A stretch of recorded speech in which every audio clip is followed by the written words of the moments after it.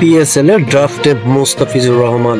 Pakistan super লিগের PSL আসন্ন মৌসুমে প্লেয়ার্স ড্রাফটের নাম দিয়েছেন বাংলাদেশ কাটার মাস্টার মুস্তাফিজুর রহমান। আইপিএলে অবিকৃত থাকায় তাকে দলে টানার ব্যাপারে আগ্রহ হতে পারে পিএসএল এর ফ্রাঞ্চাইজিগুলো। গতবারের আইপিএলে চেন্নাই সুপার কিংসের হয়ে খেলেছিলেন মুস্তাফিজুর রহমান। আসরে 9 ম্যাচে 9.26 ইকোনমি রেটে 14 উইকেট পেয়েছিলেন।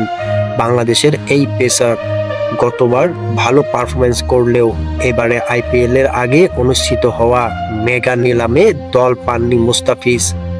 তাই পিএসএল এ খেলার প্রত্যাশা করছেন মুস্তাফিজ।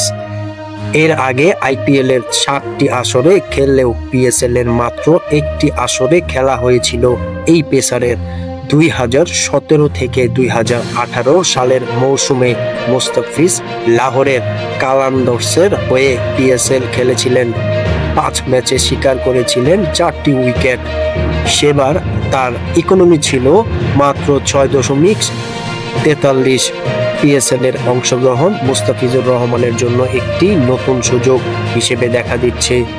এটি কেবল তার টি-20 ক্যারিয়ারকে আরও সমৃদ্ধ করতে পারে না, বরং আন্তর্জাতিক মঞ্চে তার দক্ষতাকেও আরও উজ্জ্বল করে তুলতে পারে। এখন দেখার বিষয় পিএসএল এ তার জন্য কোনটি ফ্রাঞ্চাইজি আগ্রহ প্রকাশ করে কিনা।